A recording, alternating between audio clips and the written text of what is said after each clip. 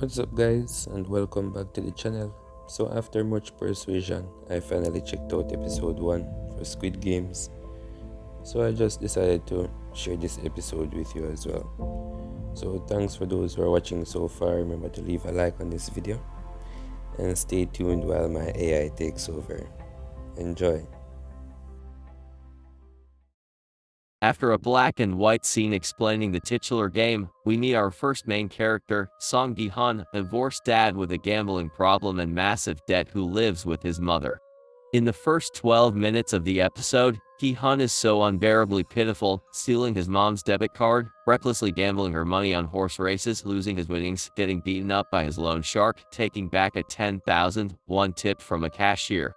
All this happens on his daughter Ga Yong's 10th birthday, no less, resulting in a disappointing dinner of spicy fish and rice cakes and a gun-shaped lighter when all she wanted was fried chicken.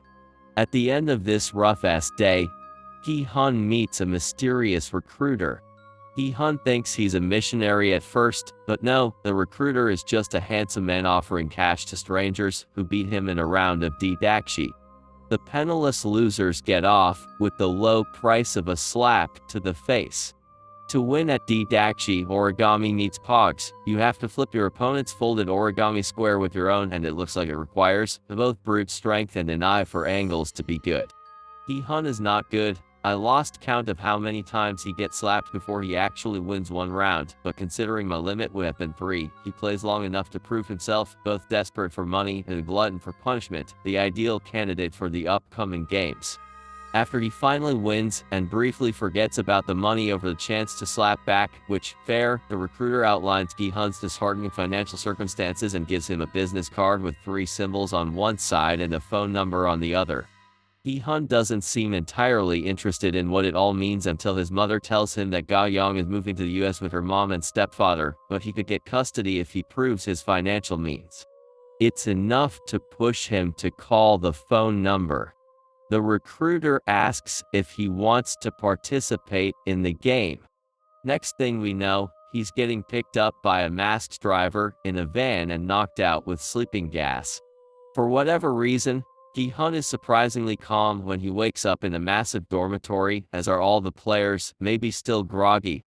With all the other players wearing the same green jumpsuits with numbers on them, Gi-hun is 456.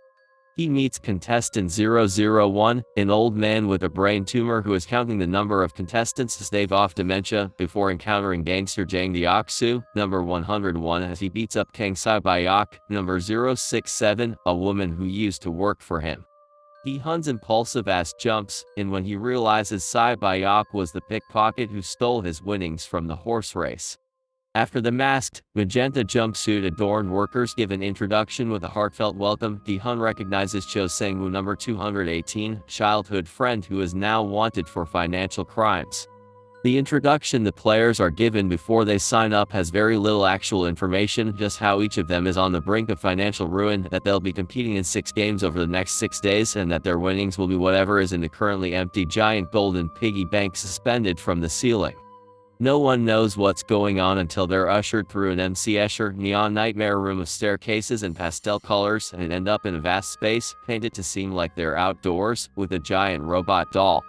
It's here that they're told they'll be playing in the Innocent Kids game red light, green light.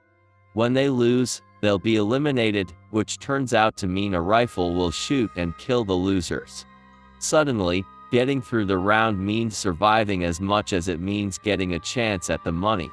With this deadly twist, the characters' motivations change from round to round, hour to hour, moment to moment, adding more importance to see what each round has in store and how each round will shake up the entire game. Meanwhile, as the eliminated players' bloody deaths get soundtracked to a jazzy rendition of Fly Me to the Moon, the mysterious frontman sips scotch from a crystal decanter.